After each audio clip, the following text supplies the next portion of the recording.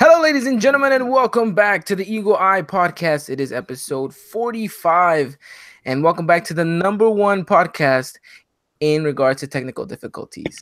We are here, we are live, and we're ready to go. And as always, let me introduce my co-hosts, Mr. Cowboy Dan and Christian, all the way from New York. How are we doing? Oh, you can tell where people where Christian are from, but not me. Well, I mean, Cowboy Dan kind of gives it away. I mean, you don't know that. I mean, they could be from Wyoming. Are you from Wyoming? No. Oh, okay. Well, no, but you're the Cowboy Dan. Right? Exactly. So people will know who know. Cowboy Dan and where his origin comes from. Exactly. Texas. There we go. The great state of Texas. Texas. He was bitten by a radioactive cow, turning him into Cowboy Dan. I'm a ninja. For anyone wondering, I'm a ninja. It's Halloween. That is right. Halloween. Tomorrow's Halloween. So this is going to be our Halloween episode. It's going to be our spooky episode. We're going to talk about all the times. In regards to the spooky, we're just going to talk about America's 2008 season. That's how scary it's going to get on this podcast today. Yeah. All right, I guess I'll just leave this pod because I don't know nothing about that. No, but it's like when you huddle around the campfire and everyone's talking about those scary situations and you didn't live them, but you hear them and you're going to be just as scared. You're right. I have seen a lot of paranormal stuff, so nothing comes close to what we had to live in 2008 with America. But welcome to everyone who is just joining us, whether you are listening to this through SoundCloud or iTunes, or whether you're right here live in the chat with us. Everyone, welcome. We are going to be discussing the Clásico Joven, how that draw, for me at least, ended up being pretty well. And then, of course, we're going to dive into what America has coming up this weekend against Toluca. So a lot coming up. And gentlemen, we ready to talk? Yes, sir. Yes. Alrighty. So before we get started, everyone's been asking. Everyone wants to know, what are you guys going to be tomorrow for Halloween? Well, if you guys really want to know, me and my coworker, we decided to be Tom and Jerry. So I will be Jerry and he will be Tom, and we will go around wreaking havoc around Staten Island. You're just gonna see Christian's coworker with a hammer, or like a real hammer, just destroying stuff. Yeah, basically. Dylan, what are you gonna be? I'm not much of a Halloween person. I don't, neither am I, but I'm still kind of dressing up. What are you gonna be? I don't think I'm gonna dress up. I might as well just show you guys. So welcome to another edition of the podcast where we might get copyrighted, but I think it's going to be worth it in the end. So for those of you who are listening on SoundCloud and iTunes, hopefully you guys know exactly who I'm talking about. But this is who I'm going to dress up as. Los Bookies. Los Bookies. Damn, someone's in their fields. Yeah. Look at that. Oh man, where's a large picture when you right here. Look at that. Dude, that's confidential stuff. That's confidential stuff right there. That is Oh my god. Prime time. I'm about to give it to what am I doing? Point is, that's gonna be my costume. Be Los Bookies. So whoever knows what they're about, shout out to you guys. Yo, you should be El Chavo. El Chavo? No, I the only reason I want to go with Los Bookies is because I have that curly wig, so it just just put on a suit. I'll be Don Ramon. Yeah. All right, well, that's out of the way. Hopefully you guys enjoy yourselves Halloween. Have yourselves a safe and fun Halloween. And with that said, someone said Pio Herrera. Someone should dress up as Pio Herrera. No, that's actually a good one. That's a good one. So let's jump straight into what it is. Today's podcast, we're going to be talking Cruz Azul versus America in the Estadio Azteca, which, by the way, the pitch looked terrible, but didn't play like if it was terrible. Yeah, I guess. I mean, there were some parts. Saw some times where it was like, ugh, like yikes, this is dirt. This is even and after that, we'll talk about Toluca. But boys, you guys ready to go into Clásico Joven? Yes, sir. Yes. I'm a ninja. All right. Well, Clásico Joven came this Saturday. America took on Cruz Azul in a pretty late matchup. Usually we're used to Cruz Azul playing at 3, although for some reason they moved it all the way to 7. I guess primetime television. But so both teams came out with an agenda, which was to win. Because I think if America won, it cemented them going even further up the table, leaving Cruz Azul behind. Cruz Azul, of course, needing the 3 points to get themselves back into the first place position. And then, a draw would have actually just made it so that they stayed in the same place as they were coming into this game. And ultimately, it was a draw. So after 90 minutes, 0-0, gentlemen, just give me we're going to dive into it right now quickly and everything, but just give me your just 2-3 words how you felt in regards to that game after the final whistle. Could have won. Could have won. Okay. Dylan? Pretty content. Pretty content. I'm going to say this. Could have lost. That is true. We could have lost too. That is true, yeah.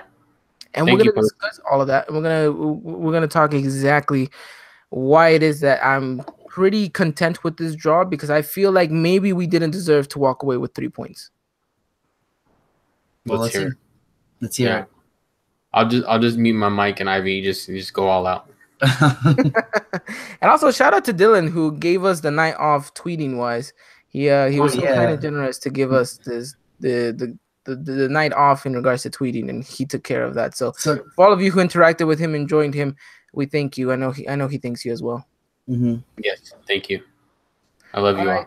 Gentlemen, let's roll into this one. Who has a lineup ready for us? I have it. Alrighty, Dylan, let us know how our Águilas, or as your aunt would say, Aguilas, came out into the matchup against Cruz Azul. Basically, it was a repeated lineup. We had Marchesín, Aguilar, Valdez, Aguilera, Sanchez, Uribe, Rodriguez, Ibarra, Lainez, Ibarigüen, and Martinez. Now, how surprised were all of you to know that we repeated a lineup? Yeah, I was pretty surprised. I wasn't too surprised. I mean, I remember mentioning that in the last podcast. I was like, well, what if we repeat the lineup? Because I remember we talked about just making one change to this lineup, and that was obviously inserting Uribe over Lainez, but obviously repeated it. So I wasn't too surprised, but it's not something I thought Piojo would do. I think it was very surprising, because I think me and Christian both thought no matter what, Cepillo's coming in. And no, we thought he was starting. Yeah. No matter what, yeah. Coming into the lineup, that's what. Trying to mean. But he sat him. He benched him for this game, and a very important game by that, But I think the team looked well enough in regards to this lineup. Again, I think Lainez had an amazing game. We'll talk a little bit more about him. And then I think once he leaves the pitch, America kind of just dies, when going forward. I don't think Cecilio Dominguez had that same impact. And then I think even before Lainez leaves, I think, with the exit of Renato Ibarra. I think that was an awkward change. I was expecting Ibargüen to possibly leave, but it was Ibarra who kind of took the fall there. And again, a bright performance by Guido Rodriguez, and also surprisingly in the defense, Bruno Valdez. Yeah. And Pablo Aguilar had a solid game. Also, very, very good. Solid, dude. Kept most of Cruz Azul players on check. There was a couple of chances where Cruz Azul could have possibly scored 2 posts that denied him the opportunity. So we probably should be thankful about that, and maybe should worry about some of those set pieces that we aren't really getting our heads to. But besides that, I think the team was solid enough in a whole round performance for 90 minutes. Definitely. Yeah, I agree with that. But it's also to say that this Cruz Azul side was no joke either. They came out guns a-blazing as well, and they came out playing their game as well. So it was interesting to see how the team kind of started. Again, we want to see this team go off and start pushing forward, press the team, get them uncomfortable, and it just seems like it wasn't really the case. I think second half perfectly demonstrated what we were looking for. We were soaking in the pressure and trying to relieve it on the counter. So, I mean, it's always a tactic that you play with, whether or not it was, whether or not it works out for you. That's a whole different situation. But it's just, it has to be said that, we can't rely on this, especially coming towards the last, the latter end of the season, where we have Toluca coming up, and then we have Santos coming up after that. And then, believe it or not, Veracruz is going to be one tough game. Yeah, no, I agree. Definitely. Yeah, it really is. So we'll discuss more about tactics and what we want to see in regards to the team when we talk about the Toluca game. But just to kind of keep that in the back of the head whilst we kind of, review what happened in the Clásico Joven. And it's to say that I think Cruz Azul maybe by a whisker had the most fans. Whisker. By a whisker? Yeah. I'd say green rice. I think I can firmly say they had more fans, but it's only due because they were the home team. On paper, they were the home team, so their season ticket holders obviously got their seats, and America's didn't. But I saw how tight you have to be. Like I saw a lot of blue there for America. I saw a lot of blue. You're a season holder for Cruz Azul, but the Cruz Azul guy gets to sit in your seat, and you've been like a season holder for like 6 years. Yeah, it's an awkward position. But next year will be the same thing. Our season ticket holders will get their seats. So same thing. It was a little bit painful to see the Azteca painted more in blue than in yellow, but hey, our fans went out there and they still made plenty of noise. Dude, before the game outside the stadium, dude, they were rocking. I don't know if you guys saw videos of it. It was insane, dude. And the great thing about this matchup was that it was two teams that could have easily just played for a draw, a boring draw. Because let's face it, Cruz Azul with a draw still is in very, very good conditions in regards to the Liguilla. America is as well. They hold their own fate in their hands. But just straight off the get-go, it was back and forth, fouls here, dribbles there. It was a very, very intense game. I have not seen a game that that well played. I will argue that game was probably played much better than the Clásico against Chivas. I've preached this all season since the first day I saw Cruz Azul on a 3-game win streak. I told everybody that America Cruz Azul will definitely be better than America Chivas, only because I know the form Chivas has been in, and I know the format Cruz Azul will be in. So it just all painted to be an attractive match, and it was. It really, really was. Everyone trying to display their best. Like I said, I think Diego Lainez just absolutely, whenever he got the ball, just completely, did what he had to do. Showed us why it is that he's the talk of the town for us and for the Mexican League. Mm-hmm. And I think we were solid in some areas. In the midfield, I think we did great. I think we won as much as we could. We did say that it was going to be important for us to neutralize Cruz Azul down the wings, which we kind of didn't do throughout the whole game. There was a couple opportunities where balls coming in from either wing, but I still want to say that our fullbacks had a very good game, very decent, and Paul Aguilar is a perfect example, having yet another great game. I don't know what flaws do you guys see from the first half?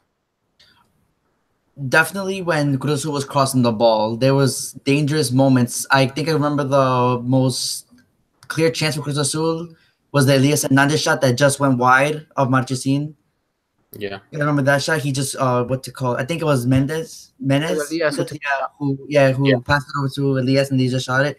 So I think the crossing of Cruz Azul really it got to us a little bit, and I think America needed to do a much better job defending that.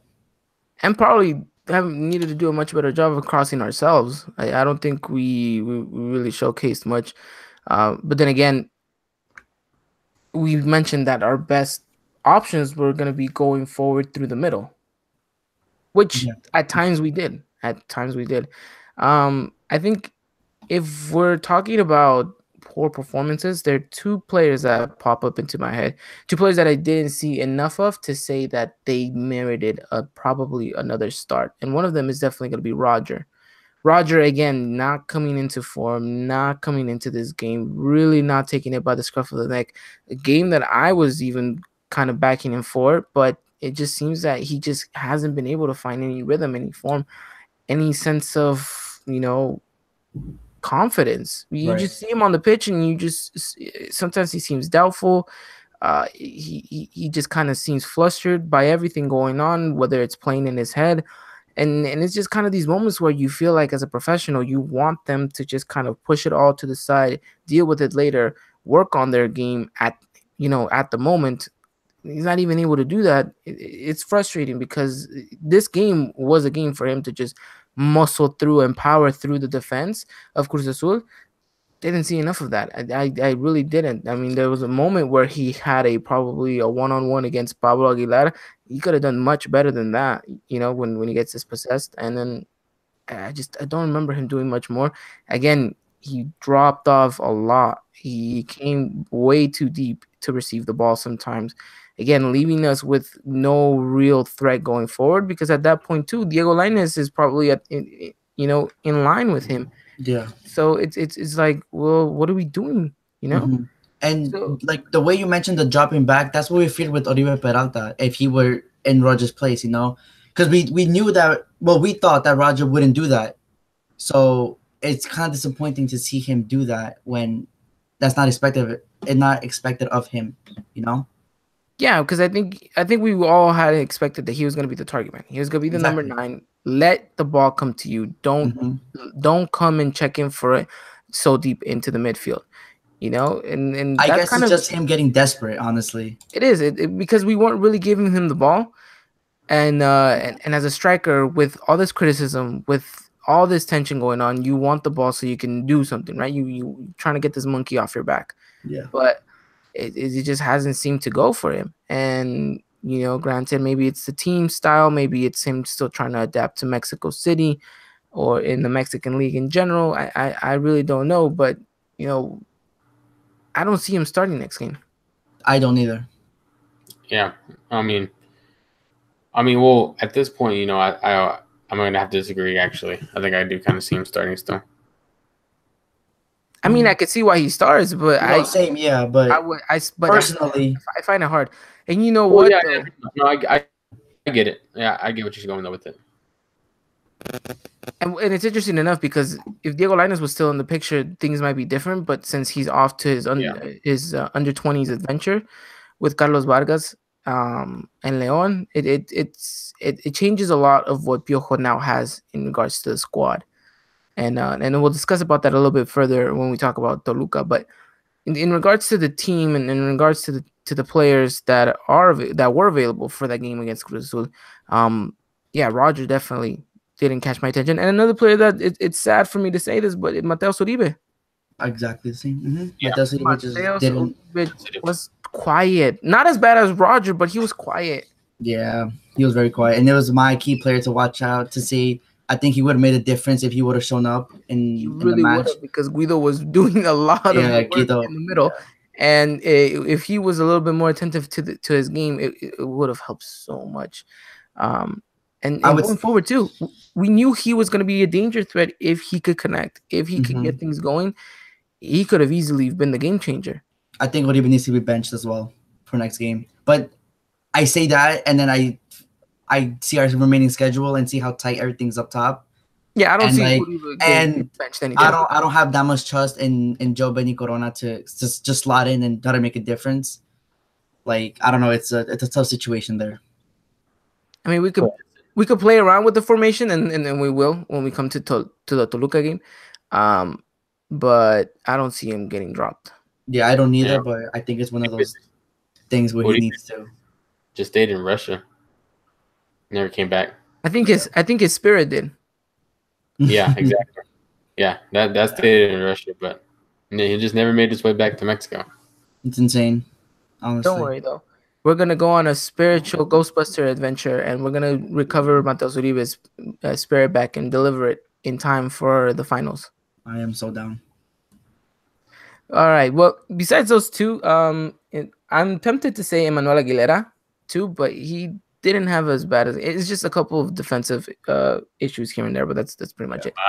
Why did you just say Sanchez? But you know what though? I expected this type of game from him. Oh, there we go. We're back with the vendetta now. I'm just saying, you gonna tell me he was superb? No, he wasn't. No, I was just kidding with you, man. No, and I expected this because Cruz Azul is very good down the wings. Yeah, he had his moments. He really did. And as a natural right back who's starting to adjust to that left back position, when you have very good attacking oppositions like Cruz Azul, like the wingers he was going up against, it's difficult to try to excel in a position you're just barely trying to make your own. Correct me if I'm wrong, but I didn't see him push up as much as he does, or is it just me? No, and I think the reason why is because he was smart enough to see that he was getting beaten, Yeah. and that said a lot about him. Yeah. That takes a lot of knowledge as a player to know that you're having a not so good game, and then the area that you need to kind of work on, you're trying to do it at the moment. Yeah. Also, and I think he realizes the potential of Cruz Azul right Yeah. side, and so he was smart enough to not push up too much, just so in case Cruz Azul goes on the counter and he's not there. Yeah, pretty much. And then our good friend Chris45 said, "Why did America buy Luis Reyes again? He was supposed to be taking that left back spot, had that left back spot practically secured, but an injury ruled him out, and just Georgie just kind of took it from there, which I'm not mad about at all. I think I'd much rather have him than Luis Reyes at this point. Definitely, I wanted Luis Reyes 2 years ago, not this year. It's a shame that he came in the form that he did, but I mean, Yeah. maybe we have some use for him this season. Maybe We do. Someone has to carry Diego Lainez's bags. Actually, I think that's Carlos Vargas' job. Oh yeah, dude, Vargas, man, poor Vargas. Oh man. No, we're kidding. We love every America player, Mm-hmm. just the way we love those Osmar Mares, right? Oh, dude. Oh, shit, man. Same with me. All right, well, let's get back into the topic of the Cruz Azul game. First 45 minutes ended with Cruz Azul probably on top. That post that you surely thought that was going in. Everyone in the stadium probably thought that was going in, and somehow miraculously, the shooting from the Cruz Azul. Who took the shot again? The one that hit the post? Yeah, the ending the second post, not the first one. The first one was a header. Oh, I don't know who took the second one. I forgot. I want to say Caute, but yeah, that's what I want to say too. Still, it probably should have gone into the back of the net. We go level at the half. I think seeing how we closed out the first half made you wonder whether or not we were actually the better side. Mm-hmm. And then a good friend Chris45 said it was Alvarado who took that shot, and he had an off game actually, which I'm very impressed with the America players to keep him contained. That's good. You would expect that a very experienced America side would be able to keep a 18-year-old in check. But we'll have him on locks, baby. And that just showcases exactly why Paul Pauly still probably is one of the best right backs, if not the best right back in Mexico. But I digress. Yes, I do digress. But going back to what I was trying to tell you gentlemen earlier, so we go into the half kind of feeling a bit bitter with the situation because you feel that maybe we should be down a goal. Mm-hmm. To an extent. But can you remember us having a clear-cut opportunity the way Cruz Azul had one? No. That says a lot, right? Maybe to that some in people. Itself shows you that the better side in the first 45 minutes was probably Cruz Azul in regards to chances. And I'm not saying in regards to the full game. I think America played a very good first half in regards to the way we touched the ball and the way we moved around the pitch, the way our players adapted to the way Cruz Azul was playing, and vice versa. We had a very good game. There were some off moments which led to the opportunities of Cruz Azul. And that kind of made you wonder, well, if Cruz Azul still has yet to give us opportunities, why are we giving them? The free kick should have never have been an opportunity. Whoever, I think it was Bruno or who was it that was in charge of, he was just walking, and then all of a sudden the ball gets crossed in. He just kind of trots and tries to go for the header, but his man, he should have clearly been in that position to cut down the header. And then of course too, just the last one, the post that. I think it's just kind of like just a cross that goes in. It should have been intercepted, doesn't, and then it hits the post. But after that, and then previously the Elias one, it just showed you the rhythm that the game was going in. But also it also showcased that why wasn't America able to do what Cruz Azul was able to do and create chances? Because there was moments of brilliance. Yes, there was. Diego Lainez had some very good opportunities where he got to the byline, just couldn't execute a good cross. And I think that was important. We didn't execute a good pass in the final third. That's the Yeah. only thing that kept us from going any further. It was those poor decision making, and it was just poor passing. And at some points, I felt like because of Roger, there wasn't really much threat going forward, and we kind of had to, rely on the wingers and to Diego Lainez to create a moment of magic because Roger wasn't going to do much, and it looked like he was kind of on lockdown in regards to the defenders from Cruz Azul. And then Mateus Uribe wasn't doing Mateus Uribe's thing, so it wasn't like he was able to run up and produce anything into the attack. I think you put it perfectly. I think we just lack creativity, especially from Mateos. That's one player that we both noted. We both said that he needed to have a good game. He needed to show us Mateos Uribe like things that was missing, and I guess that's one of the problems we had in the first half, that we just didn't make any real good chances. Now, question: if we do concede a goal into the first half, do you think we see a much? Because I think America still had a better second half. I think we were the better team in the second half. But We dominated second half. If we were to concede a goal and coming into the second half, do you think it maybe would have changed so that the team maybe actually started creating chances, maybe would have even scored and turned the game around? Yeah, I can see that. I kind of do, kind of don't. Go on, Dylan. I mean, because like you kind of see how this team plays when they're a goal down. I know we talked about playing good or playing sloppy. To me a little bit, it just seems like you get to that sloppy side too. And I don't know, like it just we've seen it in past seasons too. This team, these players that's played together for a while too, it just doesn't seem to fit whenever they're down a goal, more or less down 2 goals. I mean, I just don't really see. I mean, I can see the argument for why. Like, yeah, it could be different because obviously we came out and, like we said, they dominated the second half, and I definitely agree with that. But sometimes it's just they get that goal, they concede that goal, and then where do they go from there? It just seems like they're just like kind of like searching for that, like they don't know what to do. Sometimes it's kind of like a panic mode. Yeah, we're not really the comeback kings anymore, are we, these days? No. Yeah, I know. But I'm just saying, because sometimes a goal kind of, actually makes it so that you kind of come back and fight. And sometimes even that can push you on to go find another one and end up winning. But still, content about the first half in some regards. And then, of course, second half comes rolling around. You start seeing that the team starts playing better. The passing gets even more better. We get more fluid. And then, we start going at it, taking a shot here, taking a shot there. Still nothing's too concrete in regards to our attack. I mean, the whole 90 minutes, you remember a chance where you're like, damn, if we were so close and if that would have gone in, we would have won.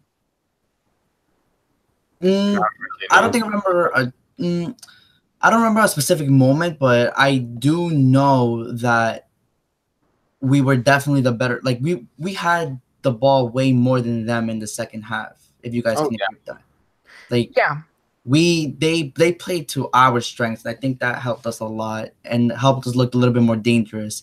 To specify a specific moment in the second half, I really can't. I'm drawing a blank, but I for sure know that we were far more dangerous in the second half. but that's where I'm going is because you can't remember because there wasn't really a chance like that. And then Right. look, I'm all about America playing great, beautiful football. I'm all about America dominating on the pitch in regards to passing and letting in playing and having the other team adjust to you. I'm all for that. But how good was it that we played that type of game and yet everyone will remember that Cruz Azul had the better chances hitting 2 posts? It means nothing to us at this point. Mm-hmm. Why? Because as good of the game you play, what wins you games is goals. And sometimes playing in the crappiest of ways sometimes makes you walk away with 3 points because you got a goal here or there. And it's the old saying. It's you can have 90% of the ball, but if you don't put it into the back of the net, what good was it? Exactly. Mm-hmm. And I think we look good for about 75% of the way going forward. From the fence to the midfield, and then that extra 25%, which is the attacking side, just completely is out the window. Yeah. Mm-hmm. And then even with some of the substitutions, when Oribe Peralta was coming on, I surely thought he was going to take out Lainez. Yeah, and he took out Renato. And he took out Renato Ibarra. Very surprising, honestly. Now, a lot of people may not agree with me, but I would have much rather have seen Linus come off for Peralta Mhm. rather than Ibarra. Now, That let me explain as to why. Because Linus got pushed out wide, and as great of a player as we know he is, and as great of a winger we know he is, he was looking so dangerous down the middle. You take that away from him and you throw him onto the wing, and you just completely throw off his game. yeah. And I will say this though, as great of a player he is, he doesn't have that winger quality the way Renato does. Definitely. Renato has something about him that when he runs down the byline, you know for a fact that ball is sticking to his feet like glue. Yeah. So we lose a lot of threat down the right hand side, which quote unquote is probably our best side going forward. And when you eliminate your best player, then you kind of just wonder as to what's going on. Now, the funny thing is, a lot of people and the commentators said this too.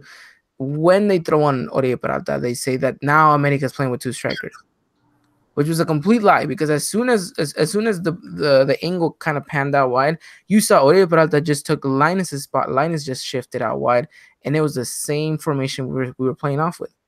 Yeah. Which doesn't make sense to me, because Linus, like you said, Linus looking so dangerous in the middle. Why disturb him of his game? Yeah, I would much rather have seen Renato stay and Linus go. Yeah. Than actually the formation, the switch we had. Right. Even though saying that, we still had pretty decent opportunities going forward, and we just couldn't make them into actual opportunities. And then after that, you take off Linus, and then you have completely no offensive creativity going forward after that. Yeah, because the Steelers just not doing it this season. He comes on, and I'm just like, and wow. They only give you 8 minutes too. Yeah. I mean, kind of gets them a while to keep going. Yeah. Yeah. So I mean, not much to say there. Another player too, maybe, I don't know. Will you agree with me, Dylan, that was quiet was Ibargüen? Yeah, to an extent. Yeah. I mean, every once in a while see something. I would see something from him. Other than that, just a little too quiet for me. And the only reason why I didn't pick Ibargüen, even though a lot of people would know he's probably not my favorite player, the only reason why I didn't really pick Ibargüen, and when earlier in the show when I was talking about players that didn't impress me, was because we played out through the right too much, as we always do, and kind of isolated Ibargüen at times during the game. And it's kind of hard to criticize a player when the team isn't even passing the ball through his direction. Yeah, completely agree. But ultimately, though, we probably should have, though. Yeah, we should have, because I think at that point, Cruz Azul had already read us and saying they're going down the right. Exactly. And who knows? Ibargüen was starting to gain a little bit of confidence, dribbling. Reminding me of like a Cecilia when he first came, just took on anybody and got by anybody. I feel like Ibargüen is starting to get to that point where he's finally filling up with confidence that he can dribble past the opponent, create a chance. So maybe if we would have passed him the ball a couple more times, he probably could have created a nice chance for us. Probably. I mean, we'll never know because we didn't really utilize him. But I mean, after that, just nothing much. I mean, Henry Martin came in, and that's all I can say, because he just as much as Roger Martinez, he just didn't do much. I mean, how much time did Piojo give Henry? 15 minutes. 15 minutes. I mean, that's decent amount of time, not a whole bunch, but decent. I mean, still after that though, I think was Linus out of the game? No, Linus was not out of the game at that point. But Linus, it's just you're throwing on another striker who isn't at his peak and trying to hope for something better.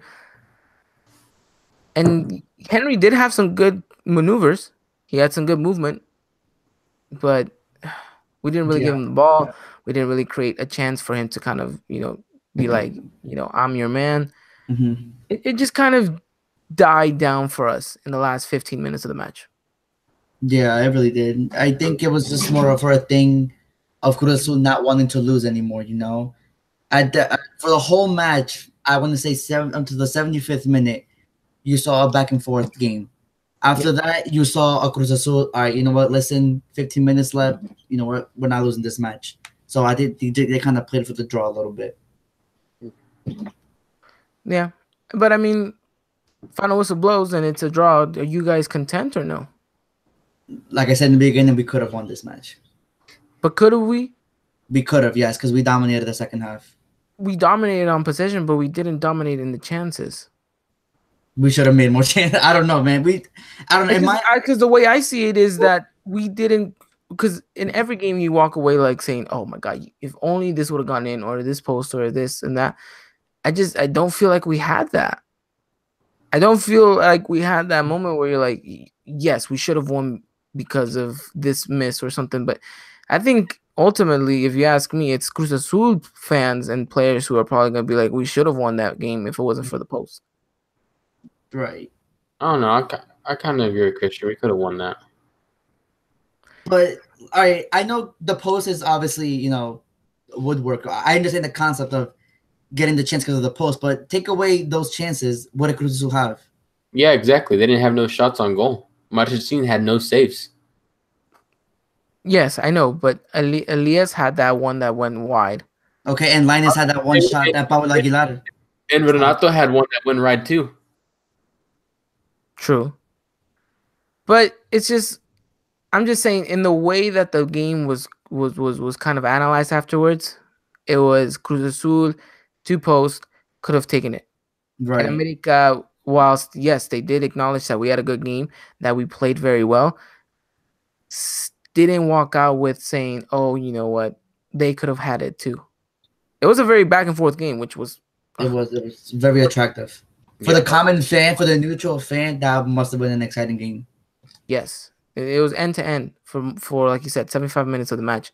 Mm-hmm. But I wish I would have seen more from the team.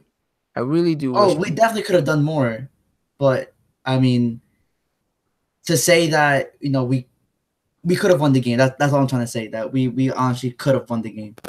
And how important would have been 3 points right now? Oh, dude, we would have been 30 points, and that's it. We would have been in. And not just that, but you look at your schedule, and you're playing what? You're playing Santos and Toluca, the number 2 and the number 5. Well, yes. Toluca Santos, because we played Toluca first. Toluca Santos, number 5, number 2. Listen, those are hard games, And then after that, we have a Veracruz game, number 18. We have 3 games left, is what you guys are saying. Yes, sir. 9 points. 9 points. It's just, it's getting so tight at the top. It's getting tight everywhere. It's getting tight everywhere. Tight. It's oh my goodness. I told you guys it would get like this. But you know what? This is what you want to see. These are the moments you kind of live for. Mm-hmm. Because you want to see if your team's actually got it in them. Yeah. Mm-hmm. How important is it to come into a Liguilla with form? Oh, dude, it's everything. When's the last time we've come in with decent form? Last year. Last year, yeah. Really? We smoked Pumas. Yeah, and then in their I don't know what happened. Oh yes, exactly. Yes. Okay. Yeah. Sorry, I was remembering literally a year ago in this time. Remember when we played Cruz Azul in Thanksgiving? Oh yeah, the 0-0-0-0. Yeah. Oh dude, that was dreadful to watch. That was so bad. That's what I meant. That was kind of what my point was, is that you can't go into this Liguilla because America was playing beautiful and great. And then the latter half of the season came. Started getting dull, not taking chances, and confidence goes down. You can't have that. A Liguilla is so important. It's not how you started, it's how you finish. Mm-hmm. Literally is how you finish. And America needs to come into this Liguilla finishing as best as possible. Yeah, definitely. Starting this Saturday too. Starting this Saturday. And before we talk about the Saturday game, and we'll wrap up the Cruz Azul one right now. You guys still think we end the season in first place? Yes. We will end the season in first place. Dylan? I think so. I'm gonna say no. You didn't say no? Okay. I understand why you say no though. I wouldn't say so, yeah. Yeah. But I do think we get second. I'm content with second, but I don't know. I just feel like it's gonna end first for America. I think we're gonna win out. If you guys want an even better prediction, I think we're gonna win out. I think we all predicted a championship this season. Well, Piojo needs to predict it too because his ass is on the line afterwards. I meant for the last 3 games. We're gonna win at the last 3 games. That's what I meant. No, we won't lose. No. Oh, okay. Well, we'll discuss that as we lose against Veracruz. I'm just saying. Gosh, you never know.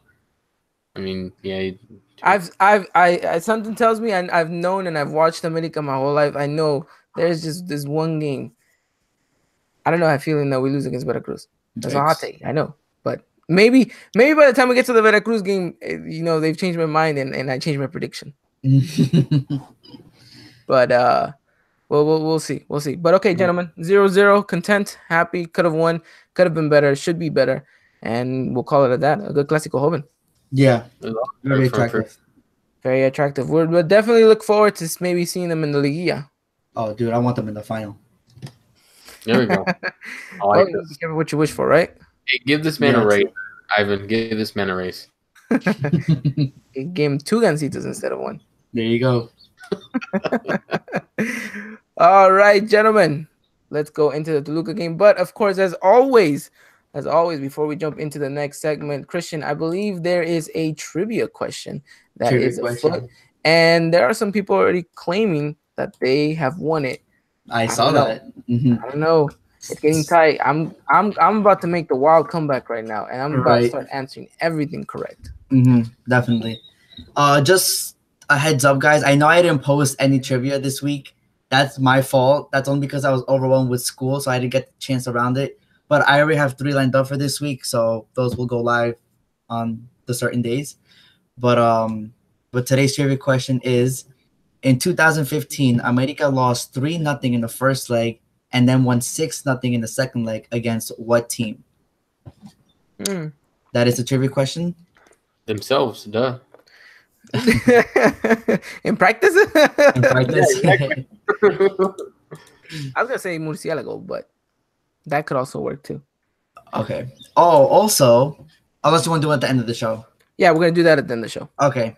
End of the show. Answer this trivia question for double the points. And as much as the Liga MX standings are very close, the trivia standings are very close.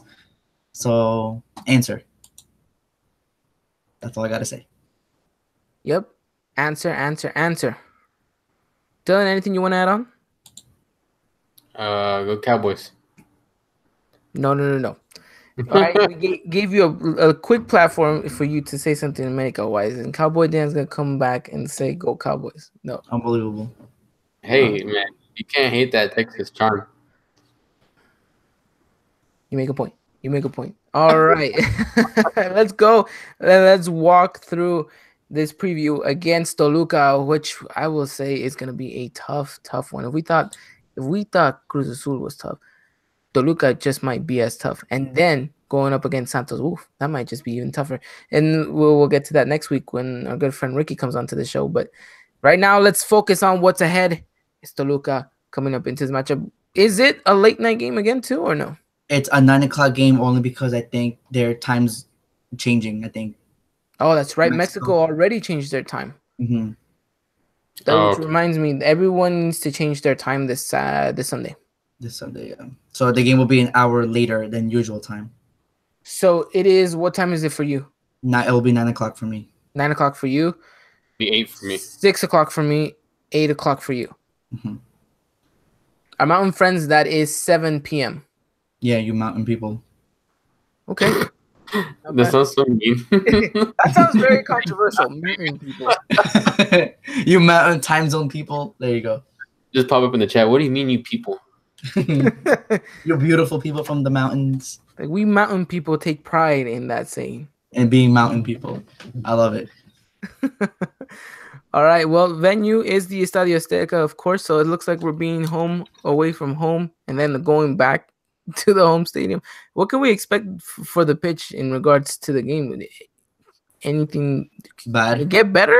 Bad. Is it fair enough to say even worse? Bad. Yes. Honestly, I wouldn't doubt it.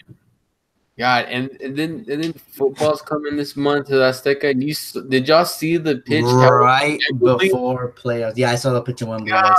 Godly, man. Wembley It was looked horrible. disgusting. I've never seen a pitch in England look that bad. I don't even think it was possible to play in England with a pitch that bad. You guys want to know something funny? I don't know if this is completely true, so don't quote me on this, but I've heard that the people that wanted to implement that grass technology to the Azteca were the same people that did it to Wembley, and it's kind of funny how Wembley Stadium got like that after the football match. I don't know. I just felt like a little bit of a comparison. But here's the thing. Aren't the NFL people coming in to check the stadium? Didn't they already do that? No, because I think they have to come in and say inspect it and be like, yes, it's all good to go. I didn't know that actually. I don't know. I'm pretty sure they'll pass it because the Oakland Raiders play in the freaking baseball stadium. So they're playing like on half dirt, half grass. This is basically saying they're NYFC FC. Exactly. NYCFC. Well, when is that game supposed to be? During the international break, right? I think so. Yes. So next week. I'll actually. Right? When is the Fecha FIFA? That's a very good point. November 7th, right? I don't know. I know. Okay, so the football game is November 19th. November 19th. Yes, November 19th. Yes. That is a football game. Welcome to the special segment of American Football and the Eagle Eye podcast, people. Mm-hmm. And then Mexico. Well, yeah. So the break would be the 17th. Yeah, the 15th. I think the 17th. Yeah. The 20th. 17th and like yeah. So then the Raiders are playing. Who are they playing though? No, it's not the Raiders. It's the Chiefs and the Rams. Oh, the Rams are coming into town. That's gonna be a good game. Dylan, get your scarf out. I'll hang it up. You'll hang it up for that podcast because we're going to be talking about the national team, and we'll probably give a quick shout out to the NFL. You know, and they are taking place in our home. So yeah, we can expect the worst for that pitch after that. Oh, definitely. My goodness. Not gonna be a good. My goodness. Well, we've gone off a bit of a tangent here, but Toluca, America, and Estadio Azteca are probably not going to be the best of pitches either. But what can we expect for this game? You can expect a dirty game. At least one red card. I'm calling it right now. Sambuesa? Potentially. I'm not saying names. You're like, not yet. Not yet. I might say when it happens, but I told y'all it was Sambuesa. Well, I mean, what more can we say? It does look like it's going to be a very, it has everything painted for it to be an end-to-end game as well. Yeah. I mean, it's just what more can we expect, Mm-hmm. Toluca, though, coming in pretty good form or not? Toluca, they won their last match against Querétaro 4-0. It is worth noting that Querétaro was down a man. Okay. Yeah. Well, that makes more. Before that, they lost to Monterrey 2-1. But that's worth noting because Toluca was down a man. So yes, I can see what you mean. Before that, Toluca beat Pachuca. Then Toluca was down a man, so that's pretty impressive. But yeah, so they've gotten a red card for the past 4 games because they lost to Atlas 2-0. But Toluca had a man down. I'm calling it. So there's been a red card in the last 4 games for Toluca. What about this with the red card? Dylan over here knowing everything. Yeah. So I try to. As journalists, we got to know everything, guys. That's true. That is true.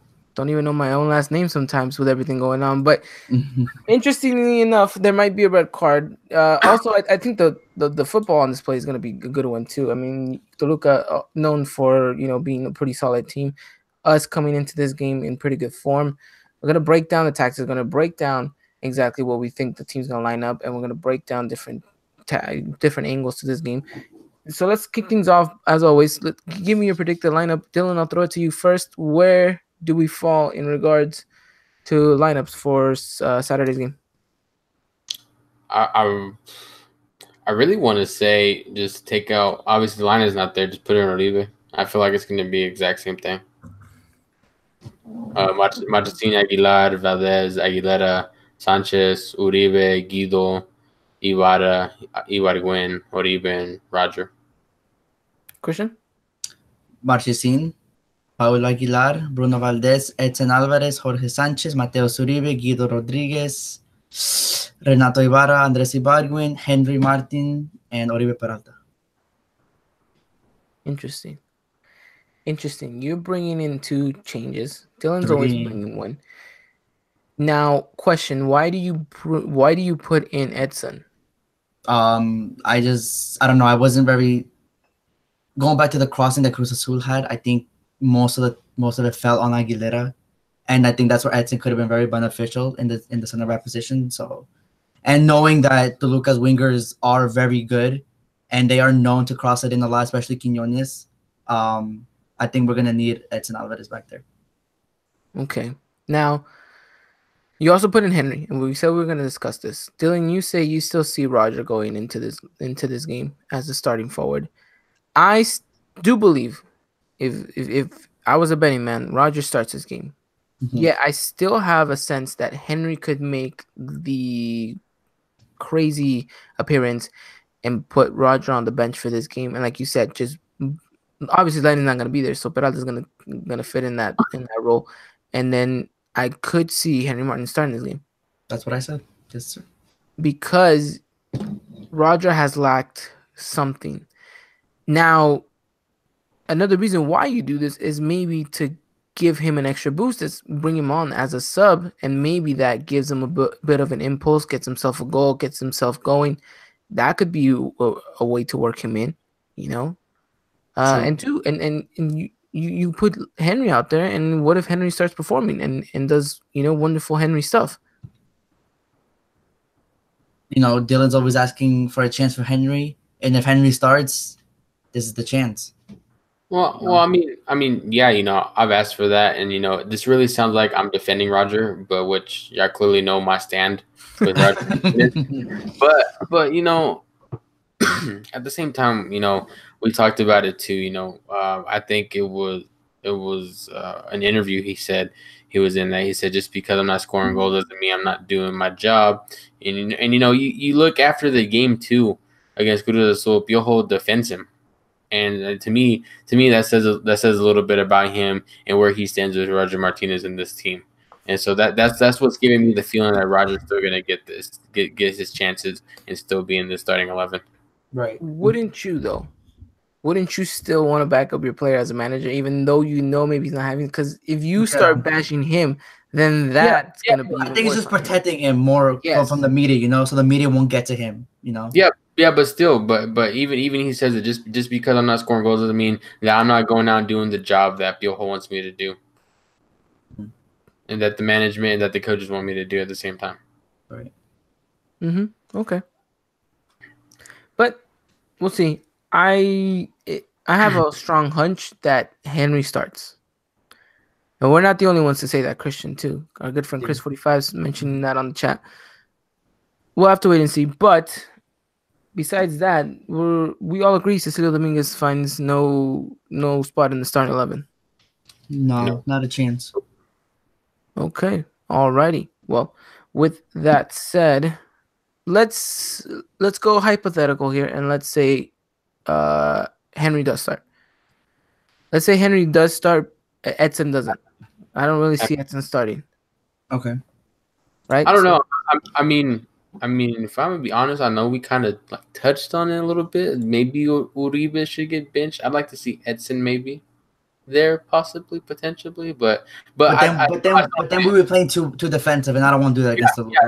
No. I feel you. But I don't know. I mean, that's the time maybe I'd see it, but I don't see it overall. Like you know what I'm trying to say? Yeah. Like I see it, but I don't. Exactly. Like I have one eye covered and the other eye open. Right. Well, look, and you bring that up, and the funny thing is, you can bench him, and still look. This is my hypothetical formation that we could play, but and we probably will never play it. But you have your back four, Mm-hmm. whoever you want that to be. Then you have your center defensive mid, which is Guido. Guido. Center defensive mid, he stays. You have your right mid in Ibarra, and you have your left mid in Ibargüen. In that cam position, obviously I would put Linus. He's not here, so I dare and put Cecilio Dominguez there. If you're gonna bench Uribe, and then I would put Henry and Roger up top. Mm-hmm. Which now, if I'm putting Henry and Roger up top, I would put Uribe Peralta in that cam position. Thinking about it. Right. Okay. That would be a way to work out because Guido Rodriguez was already doing that role because Uribe wasn't really doing much. So he was that center defensive mid, which kind of covered the whole side of things. Right. But Dude, that'd be crazy to see the three strikers trying to work in like a little triangle. yes, because it is. It's literally a triangle. Yeah, that'd be interesting. It. Yeah, And that'd it be would- interesting. I would think it'd be perfect because, like I said, crossing is not our forte. It No. really isn't. Definitely not. Going down the middle in our triangulation, that is. Mm-hmm. But Yeah. that is for another manager to come in and try that. I don't think Piojo would ever resort himself to doing that. But let's go with this 4-4-1-1 formation. That's we want to call it. Most likely, yeah. Mm-hmm. Okay. On paper, it'll be 4-4-2, but we know it's a 4-4-1-1. Yeah, definitely. So let's go into this matchup and let's preview it in that sense. So if we go out with that, what do you think? I think we don't change much from our game plan against Cruz Azul. Work that ball down the middle. Yeah. Press as Press high early. as you can. Mm-hmm. Make Toluca uncomfortable, and then just take your chances. Create them and then Create take them first. Yeah. Create them first and then take your chances. Yeah. So then, if you're gonna be kind of important, I mean, if you're gonna pick a player to be important in this matchup, from the players we've just said, who comes out being that kind of crucial player for you? Oribe Peralta. You have to say Oribe Peralta. Okay, Dylan. If we had to pick a player, I don't want to say it because that was a good one. You look at any striker, really. I mean, when's the last time I really had a striker score? I can't remember really. And That's so, true. yeah, and so whoever starts needs to be. Yeah, it really has to be, and maybe that's picking two people, maybe that's repeating what Christian is saying. But at the end of the day, you know that's just how it is, and that's how what needs to happen. You know, we need to get the strikers back in motion, especially with Leguia right around the corner. Yeah, definitely. I'm gonna pick two people here. I'm thinking our wingers, Ibargüen and Ibarra. What they do in regards to keeping Toluca's fullbacks in check, and what they can support going forward. Okay. Yeah, I can see that. As I think it's important to disrupt the opposition's players going forward. Mm-hmm. And you have to start up top, and Ibargüen and Ibarra are the closest to that kind of line of defense. So get it going, see what they can do, and see what kind of triangulation they can do. Keep the ball on the ground. That's all I'm gonna say. Keep the ball on the ground, and we got this game won.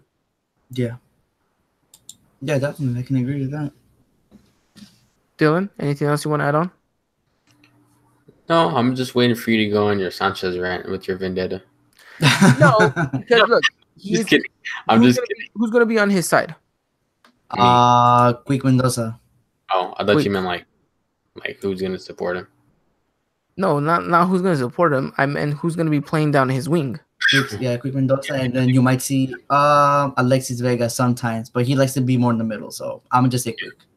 So Quick is most likely gonna be the one on that side. Yes. Now, Quick is good.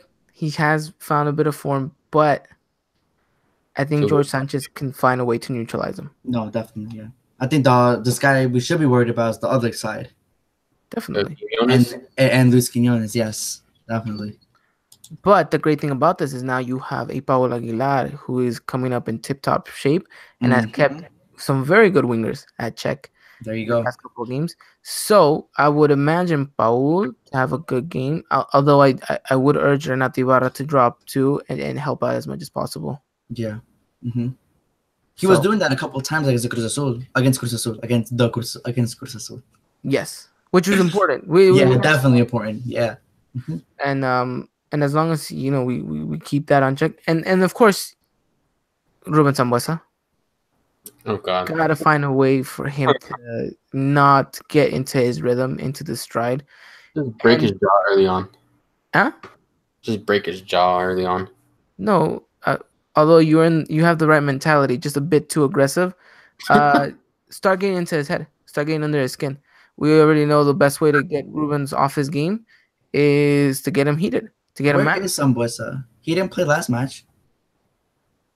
He didn't? Oh no. Is he? Is he the one who got the red? No, he's not the one that got the red. Querétaro got the red card. Yeah, Querétaro got the red card. The game before, you said Toluca was down a man. Oh yeah, you're right. It was Sambuesa. Yes, against Monterrey. Yeah, you're right. Exactly. Okay, there you go. So Sambuesa. Sambuesa will be there. The feels. So just throw him off his game. The way as an America fan, you knew what threw Sambuesa off his game. Now, Piojo should know that much better than anyone. And it might be a little dirty tactics, but sometimes you got to do what you got to do, especially at this part of the season. Throw him off his game. Yeah. We need to, because he gets thrown off his game. I don't know. Maybe he gets another red there. He does. We know his temper. He's worn the America shirt. We know how frustrated we get when he gets in his temper. So let's use that to our advantage. You just said it beautifully. Piojo knows Sambuesa. So our advantage. Shout out to our friend Chicken Biscuit here, calling Dylan out on saying that his suggestions have been getting darker and darker each episode. I like it. Dylan's getting into that mindset that you got to come into the Liguilla, hopefully breaking every player possible that's coming your way. Yikes, that sounds scary. That's our mindset for tomorrow's game. First intramural game. That's what's supposed to be. I mean, we'll have to wait and see what Toluca fields out, as well as what we're gonna field out. Because as much as we want to quote unquote be experts at this, Piojo can throw as a wild card and somehow put in freaking Insaurralde. Yeah, Insaurralde in that camp spot and leave freaking Oribe Peralta as a left back. There you go. So I mean, it could easily flip it on its head. But I think we're confident that no matter who fields the side, is going to be an important. It's going to be an important game for them, because as a player too, you're coming to the latter end of the season. You really want to showcase, hey, I'm in Liguilla form. Yeah. And especially that center back partnership, it's really going to be tested whether or not that they should stay. And who knows, maybe Edson does start, and maybe he needs to have a really good game to cement himself. And I would like him to start, because I think I want him as my starting CB for Liguilla. I would too. I would too. But he's been working all year. Why mess it up? Well, he messed it up by getting that stupid red card against Puebla. The red card, yes, you're right. But I mean, in terms of chemistry that he had going with Bruno Valdez. Oh yeah, definitely. What more would you gentlemen add to this preview? Go for it, Christian. Unless you're still thinking, then I can go. I don't know. I just be very aware of their wingers. Their wingers are dangerous. Even though Quick Mendoza hasn't been Quick Mendoza that we know, but he's still Quick Mendoza. We know what he can do. He has his hits, his moments. Salinas likes to push up a lot. Their right back. Yeah. So I think he likes to push up a lot. So who's ever on that left, Ibargüen? Yeah. He needs to drop back a little bit too. We know Quiñones. We know what he can do. We know Alexis Vega. So our center backs have to look out for him. That's pretty much all I have, to be honest. They're a little bit weak on the defensive side, besides Salinas. Other than that, I think I think we should be very comfortable with them. John? And William da Silva's no match for Guido Rodriguez. So there you go. We'll see. The Brazilian and Argentinian getting pit one against each other. Dylan, you were gonna say something. Just everybody's got to show up still. I mean, everybody's got to play their game. Everybody's got to come out and have a good game. We talked about some players being quiet. Well, obviously, if you're listening to this, they got to step it up. I mean, you got to have 11 players on the pitch. It can't just be 9. It can't just be 5. Got to be all 11 players. Even Machicin's got to do his part. Yeah. And you know what? The great thing about it is the team's starting to look and play like a team. It's just we're not so much creating the chances. Exactly. Let alone finishing them. That's a whole different story. Yeah, that's a different story. And I don't want to go into that form. Like you mentioned that Cruz Azul time we play in playoffs, the 0-0-0-0. Yeah. We cannot afford to go into Liga in that form. Yeah. Yeah, and I think this team's heading toward that Liga form too. And I think with Toluca and Santos coming up, I think those are 2 games that we can see potentially what the Liga form look like. Interesting. I like it. Alrighty, gentlemen. Favorite part of everyone's episode. Give me your prediction for Saturday. Christian? 3-0 America. Wow, 3-0 America. Okay, Dylan. We're going back with my classic 2-1. 2-1. Going with the nice 2-1. I'm going 6-0. Oh my gosh, Ivan. 7-2. Predictions against him. I'm going 1-0 America. What'd you say? 1-0. 1-0. Okay. It's gonna be nice. It's gonna be tight. I think we get an early goal, and then after that, the game kind of dies out a little bit because we keep them kind of neutral. Mm-hmm. Are you let it if he starts? Is that what you're predicting? Pretty much. There you go.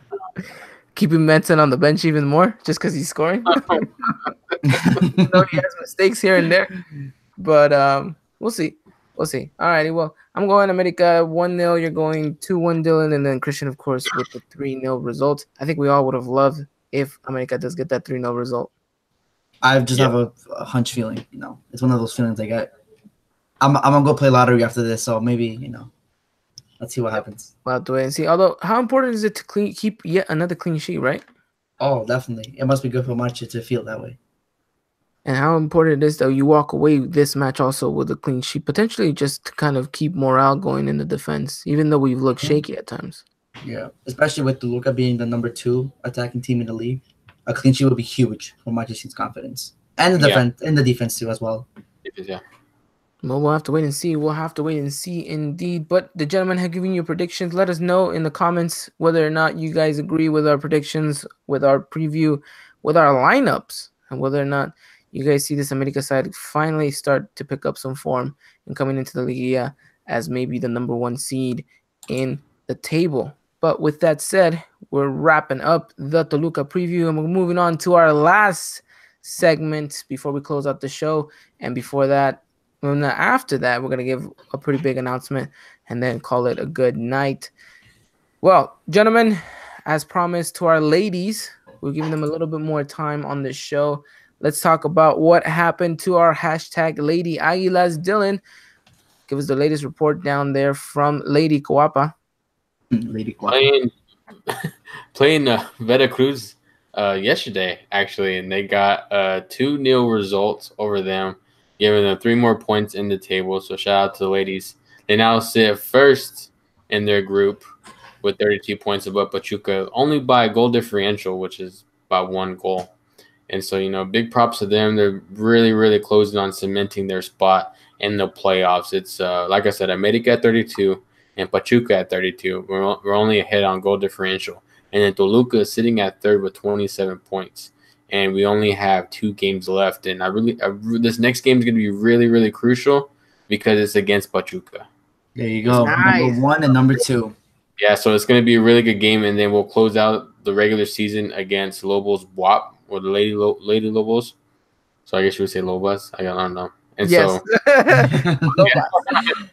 And so, it's coming to the end, and they're really, really looking to cement that spot even more, which I'm pretty sure they can do if they get a win against Pachuca this next game. So is this Pachuca game home or away? It's away. We're away. way. Yeah, even more of a challenge. I love it. I love it. It's gonna pit the ladies into a very, very difficult situation. Whether or not they can come out with a victory showcases whether or not they're ready to be title contenders. Which I think they've showcased even in the worst case scenario, they still probably will walk away with something. But I can see this game being kind of played as a final for them. Oh, yeah. definitely, yeah. And then you see Luis too saying that Lady Águilas do have the best defense in the league, only letting in 9 goals this season. I mean, Only 8 goals. 8 goals. only letting in 8 goals throughout the whole season. And Yes. and for those of you wondering, like, oh, that's whatever. Let me put you in this perspective. Some of these games go in ridiculous scoring number amounts. And to know that you can keep some, a very low margin of goals to being scored, that says a lot. So shout out to everyone who's putting in the work effort over there for the ladies. Um, what a game that's gonna be though against Pachuca. I really wish we can watch that game. And I think Same. you talked about the goal scoring being high. I'm trying to look for it right now, real quick. But I think, yeah, against Veracruz, I think in the first season they had this too, and up until 2017, America beat Veracruz 8-1. Oh my goodness. So I mean that showcases you like how important it is to make sure you close out these other ladies coming at you. Yeah, definitely. Hopefully, when's the game? November 5th. Yeah, November 5th. So that is Next Monday? Monday or next Monday. yes, Monday. next Monday. Yeah, next Monday. So I mean, like I said, how important it is for the ladies to get something out of this game. Really, really wish we can watch that game. But ladies, we be with you in spirit. We will be cheering on from the silence, as far away as we are from you. So is Cecilio Dominguez. So is Cecilio Dominguez, yes, who Yes, seems to always find himself at the ladies' games. Maybe he is, maybe sliding in someone's DMs over there at America Femenil. I don't know. That just gets messy. Yeah, dude, really. I can only imagine. Ah, my goodness. Yeah, Ceci, if you're getting into something, just don't, please. Just don't, because I don't think you're gonna be sticking around for much longer. But we'll talk about that when we talk about our January transfer window targets and moves. Should be in about a month's time. Yeah, that's how December's running around the corner. Mm-hmm. Ivan, I think JD's been with the national team too. Yes, JD's been with the national team. She's been with is the Sub-20? Sub-20, the Sub-20. Yeah, she's with the Sub-20. I really want to see her make that jump into the national team. But JD, I don't know how often you listen to the podcast. Keep going, keep doing what you're doing. Her and her sister have been doing really good for America this season, and they look like they're gonna be performing for the national team as well in that same manner. So good to see that America is also fielding out some very good youngsters to kind of help in the development of the ladies side in the national team after everything that just went on with them not being able to qualify to the World Cup. It should be interesting to see what role they play in, because I think she has some very good qualities as a goalkeeper in the female level. She could potentially be one of the best, if not the best, in Mexico if she continues the kind of trajectory she's going on. I mean, she's already made herself a name in the America side of things. She just continues to keep pushing. You could see her being very crucial in the next cycle for the ladies in regards to the national team. Mm-hmm. Oh yeah, 100% agree. I think America has a lot of talent, honestly. That has gone unknown, and hopefully they get the spotlight that they deserve. Hopefully, we'll have to wait and see. But we advocate that if you guys can and if you guys are willing to. Oh, is there an update on Lucero? I know she picked up an injury, and supposedly they had tests, and I don't know if she's good or not. This past game?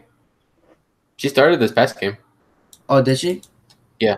Oh, okay. And how much does it say about the ladies that they were able to have the season they had and miss her for a good amount of time? Shows you the good depth in this team. Definitely. Shout out to Alondra Gonzalez, our good friend Luis is pointing out. She's been killing it in defense too. My God, this lady, can she play? can she play? So, like you said, very good talent. And ladies, like I always say, wish we could talk more. Give you guys Honestly, yeah. even more of a bigger segment because you probably deserve it more than the men do at times. Uh, Mm. you know, if we can, we'll try to do our best to find a link to watch the game. But we'll be with you guys in spirit over there in Hidalgo. You ladies have a very tough matchup. Only one goal separates these two teams. So just shows you how well both of these teams are coming into this latter end of the season as well.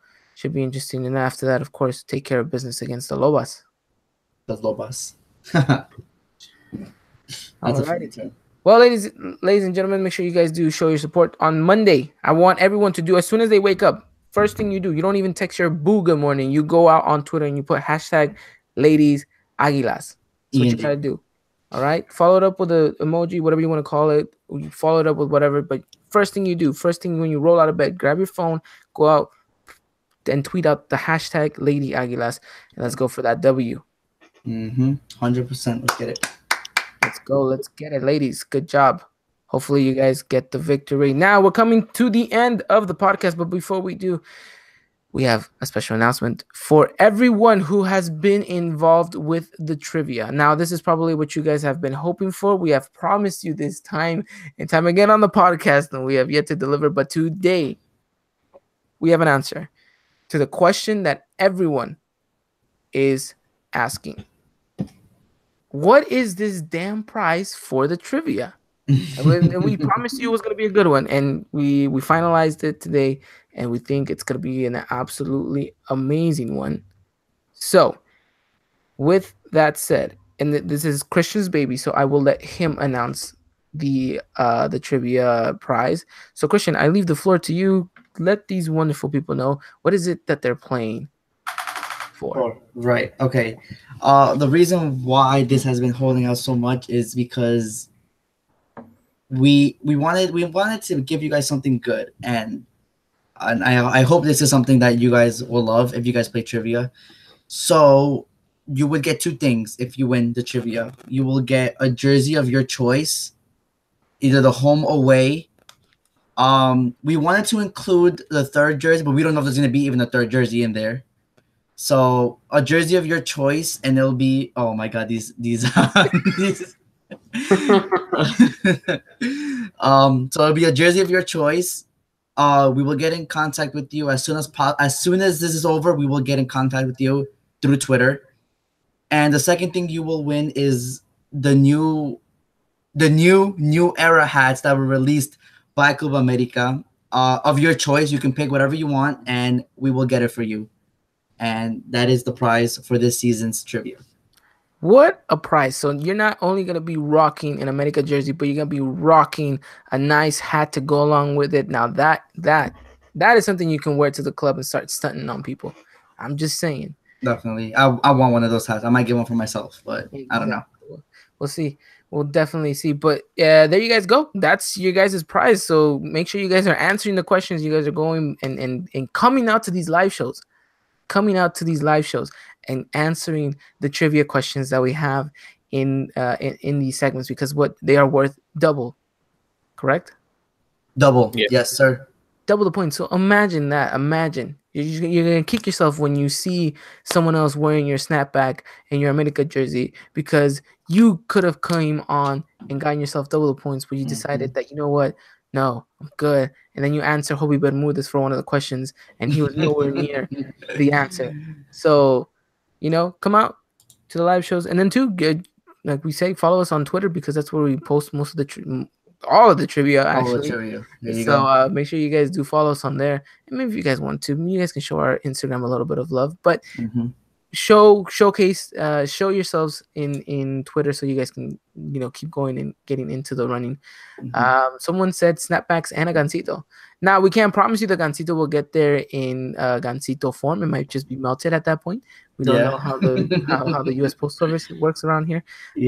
Or whether or not the U.S. Man Postal Service ate your gancito on the way over there, because he just was running late. And and it doesn't matter if you're from out of the country. We will still get it for you. It doesn't matter. Just to put that, because I know there are some people in Mexico playing, and I know there's someone in Ireland playing.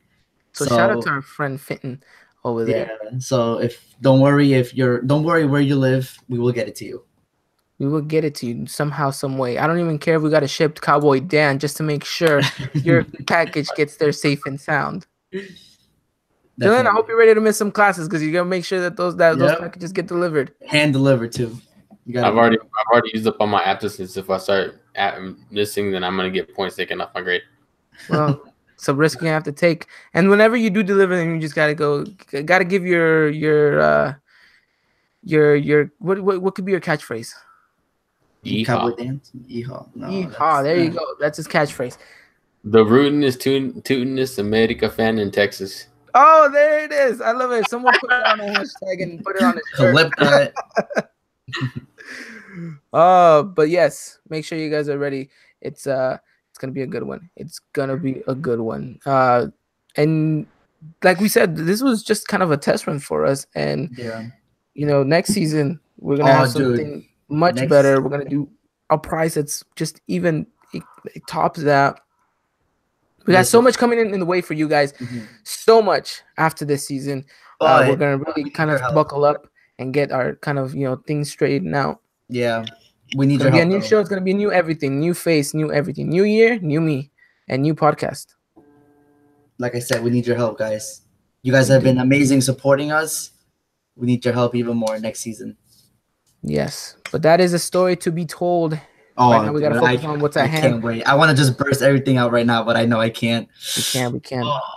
Only because I don't think our contract will allow us to say what. Yeah, I know. I'm already getting a text from our manager saying, "Be quiet. Do not say anything." But it's gonna be a good one. It's gonna be a good one. Alrighty then. Well, we're coming to the end of the show. Hopefully, you gentlemen have enjoyed yourselves as much as I have.